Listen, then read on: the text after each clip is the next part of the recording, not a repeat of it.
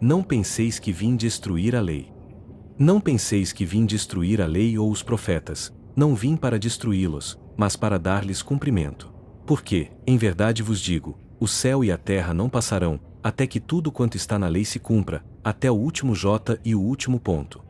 Mateus, capítulo 5, versículos 17 e 18. Moisés. 2. Há duas partes distintas na lei mosaica: a lei de Deus, promulgada no Monte Sinai, e a lei civil ou disciplinar, estabelecida por Moisés. A lei de Deus é imutável. A lei civil, ao contrário, foi feita de acordo com os costumes e com o caráter do povo para o qual se destinava, e se modifica com o tempo, conforme o progresso. A lei de Deus está formulada nos 10 mandamentos seguintes. Primeiro, eu sou o Senhor teu Deus, que te tirei da terra do Egito, da casa da servidão. Não terás deuses estrangeiros diante de mim. Não farás para ti imagens esculpidas, nem figura alguma do que existe no alto dos céus, nem do que existe embaixo, na terra, nem do que existe nas águas sob a terra. Não as adorarás, nem lhes prestarás culto. Segundo, não tomarás o nome do Senhor teu Deus em vão.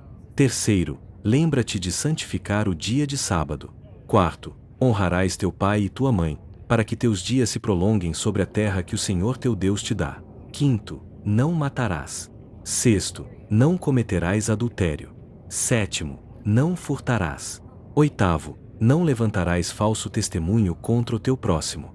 Nono, não desejarás a mulher do teu próximo. Décimo, não cobiçarás a casa do teu próximo, nem seu servo, nem sua serva, nem seu boi, nem seu jumento, nem coisa alguma que lhe pertença. Essa lei é de todos os tempos e de todos os lugares, e por isso mesmo tem caráter divino. Todas as demais leis foram estabelecidas por Moisés. Ele foi obrigado a manter, pelo temor, um povo naturalmente turbulento e indisciplinado, no qual precisava combater abusos profundamente enraizados e preconceitos adquiridos durante o período de servidão no Egito. Para dar autoridade às suas leis, teve de atribuir-lhes uma origem divina, como fizeram, aliás, os legisladores dos povos primitivos. A autoridade humana precisava apoiar-se na autoridade de Deus. Mas apenas a ideia de um Deus terrível podia impressionar homens ignorantes, em quem o senso moral e o sentimento de uma justiça verdadeiramente imparcial ainda eram pouco desenvolvidos. Por isso, era necessário apresentá-lo sob aspectos capazes de agir fortemente sobre a imaginação, de modo a conter pela ameaça aqueles que ainda não eram contidos pela consciência. É evidente, porém, que aquele que havia estabelecido em seus mandamentos, não matarás e não farás mal ao teu próximo, não poderia contradizer-se fazendo do extermínio um dever. As leis mosaicas propriamente ditas tinham, portanto, um caráter essencialmente transitório, foram apropriadas a uma época e a um estado particular de adiantamento. Cristo. 3. Jesus não veio destruir a lei, isto é, a lei de Deus, veio cumpri-la, quer dizer, desenvolvê-la, dar-lhe o seu verdadeiro sentido e torná-la adequada ao grau de adiantamento moral dos homens. É por isso que encontramos nessa lei o princípio dos deveres para com Deus e para com o próximo, que constitui a base da sua doutrina. Quanto às leis de Moisés propriamente ditas, Jesus, ao contrário, modificou-as profundamente, no conteúdo e na forma. Combateu constantemente o abuso das práticas exteriores e as interpretações falsas. E não poderia fazê-las passar por reforma mais radical do que reduzindo-as a estas palavras: amar a Deus acima de todas as coisas e ao próximo como a si mesmo. Acrescentando, nisso está toda a lei e os profetas. Por estas palavras, o céu e a terra não passarão enquanto não se cumprir até o último J. Jesus quis dizer que era necessário que a lei de Deus recebesse seu cumprimento, isto é, que fosse praticada sobre toda a terra, em toda a sua pureza, com todos os seus desdobramentos e com todas as suas consequências. Pois, de que serviria estabelecer essa lei se ela devesse permanecer como privilégio de alguns homens, ou mesmo de um único povo? Todos os homens, sendo filhos de Deus, são, sem distinção, objeto de uma mesma solicitude. 4. Mas o papel de Jesus não foi simplesmente o de um legislador moral, sem outra autoridade além da própria palavra. Ele veio cumprir as profecias que haviam anunciado sua vinda. Sua autoridade decorria da natureza excepcional do seu espírito e do caráter divino de sua missão. Ele veio ensinar aos homens que a verdadeira vida não está na terra, mas no reino dos céus, indicar-lhes o caminho que conduz até lá, ensinar os meios de reconciliação com Deus, e adverti-los sobre o curso das coisas futuras, em relação ao cumprimento dos destinos humanos. No entanto, ele não disse tudo. Em muitos pontos, limitou-se a lançar o germe de verdades que ele mesmo declarou não poderem ser compreendidas naquele tempo. Falou de tudo, mas em termos mais ou menos claros. Para penetrar o sentido oculto de certas palavras, era necessário que novas ideias e novos conhecimentos viessem fornecer a chave. E essas ideias não poderiam vir antes que o espírito humano atingisse certo grau de maturidade. A ciência deveria contribuir poderosamente para o nascimento e o desenvolvimento dessas ideias. Era preciso, portanto, dar à ciência o tempo de progredir. O Espiritismo. 5. O Espiritismo é a nova ciência que vem revelar aos homens, por provas irrecusáveis, a existência e a natureza do mundo espiritual e suas relações com o mundo corporal. Ele nos mostra esse mundo não mais como algo sobrenatural, mas, ao contrário, como uma das forças vivas e incessantemente atuantes da natureza, como a fonte de uma multidão de fenômenos antes incompreendidos e, por essa razão, lançados no domínio do fantástico e do maravilhoso. É a essas relações que o Cristo faz alusão em muitas circunstâncias, e é por isso que muitas coisas que ele disse ficaram ininteligíveis ou foram mal interpretadas. O Espiritismo é a chave com a qual tudo se explica com facilidade. 6. A lei do Antigo Testamento está personificada em Moisés, a do Novo Testamento, no Cristo. O Espiritismo é a terceira revelação da lei de Deus, mas não está personificado em ninguém, porque é o produto de um ensinamento dado não por um homem, mas pelos Espíritos, que são as vozes do céu em todos os pontos da terra, por intermédio de uma multidão inumerável de intermediários. É, por assim dizer, um ser coletivo que abrange o conjunto dos seres do mundo espiritual, vindo cada um trazer aos homens o tributo de suas luzes, para fazê-los conhecer esse mundo e o destino que ali os aguarda.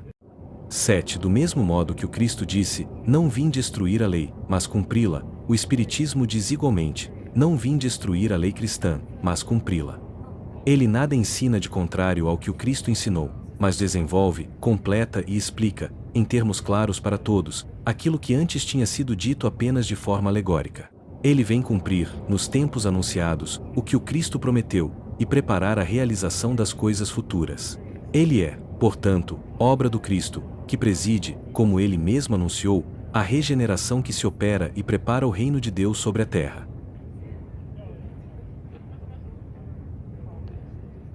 É importante fazermos uma pausa interior, não para julgar o texto, mas para assimilá-lo. Kardec não escreve para impressionar, escreve para conduzir o pensamento, passo a passo, rumo a uma compreensão mais madura da lei de Deus. Este capítulo estabelece algo fundamental, a ideia de continuidade, e não de ruptura, no plano divino. Quando Jesus afirma que não veio destruir a lei, mas cumpri-la, ele não está falando de regras exteriores, ritos ou costumes de um povo específico. Ele está se referindo à lei moral, aquela que rege a consciência, que atravessa os séculos e que se manifesta, em essência, no amor a Deus e no amor ao próximo. Kardec começa por Moisés porque é ali que a humanidade recebe a primeira grande revelação organizada da lei divina. Mas ele faz questão de mostrar que Moisés legislou para um povo ainda endurecido, marcado pela servidão, pela violência e pelo medo. Era uma humanidade que ainda precisava ser contida de fora para dentro. Por isso, a lei civil mosaica se apoiava no temor, na autoridade e, muitas vezes, em imagens severas de Deus. Aqui, Kardec nos convida a uma reflexão honesta. Deus não mudou. O homem é que mudou. O que se transforma ao longo do tempo não é a lei divina, mas a capacidade humana de compreendê-la e vivê-la. Quando chegamos ao Cristo, o tom se eleva. Jesus não anula Moisés, ele o ultrapassa moralmente. Ele retira a lei do campo do medo e a coloca no campo da consciência. Não basta mais não matar, é preciso não odiar. Não basta não cometer o adultério exterior, é preciso vigiar os pensamentos. A moral deixa de ser apenas comportamento e passa a ser intenção. É por isso que Kardec insiste tanto na ideia de cumprimento da lei. Cumprir, aqui, não é obedecer cegamente, mas realizar plenamente, em espírito e verdade. Outro ponto essencial deste capítulo é quando Kardec afirma, com clareza, que Jesus não disse tudo. Isso é profundamente importante.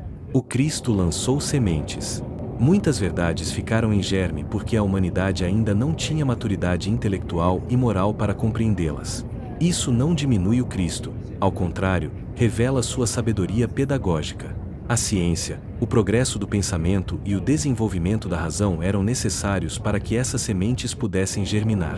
E é exatamente aqui que Kardec introduz o Espiritismo, não como ruptura, mas como continuidade lógica. O Espiritismo não surge para substituir o Evangelho, nem para criar uma nova moral. Ele surge para explicar, esclarecer e tornar compreensível aquilo que antes era aceito apenas pela fé ou envolto em símbolos. Quando Kardec chama o Espiritismo de nova ciência, ele não fala de ciência no sentido frio ou materialista, mas de um conhecimento que revela as leis que regem o mundo espiritual e suas relações com o mundo corporal. O que antes era chamado de milagre, de sobrenatural ou de mistério passa a ser compreendido como lei, como ordem, como consequência. Outro ponto central é a ideia de que o Espiritismo não está personificado em um homem. Ele não depende de um líder, de um profeta único ou de uma autoridade individual. Ele é apresentado como um ensinamento coletivo, vindo de uma multiplicidade de espíritos, sob a direção superior do Cristo. Isso afasta o personalismo e reforça a responsabilidade individual de estudo e discernimento. Por fim, Kardec encerra este conjunto de itens com uma afirmação muito forte: o Espiritismo é obra do Cristo. Não no sentido místico ou simbólico apenas, mas no sentido de que ele cumpre uma promessa. A de uma fé esclarecida, capaz de sustentar-se diante da razão, do sofrimento e das provas da vida. Este primeiro capítulo, portanto, não é apenas introdutório. Ele é fundacional. Ele nos diz de onde viemos espiritualmente, onde estamos e para onde somos chamados a caminhar. Da obediência por medo, para a vivência consciente do bem. Da fé cega, para a fé raciocinada. Da letra da lei, para o seu espírito. Que esta reflexão não fique apenas no entendimento intelectual, mas que encontre espaço no coração, sobretudo, nas atitudes do dia a dia. Silêncio. Interiorização. Gratidão. Comente qual foi a sua interpretação. Curta este vídeo, siga o canal e compartilhe este conteúdo.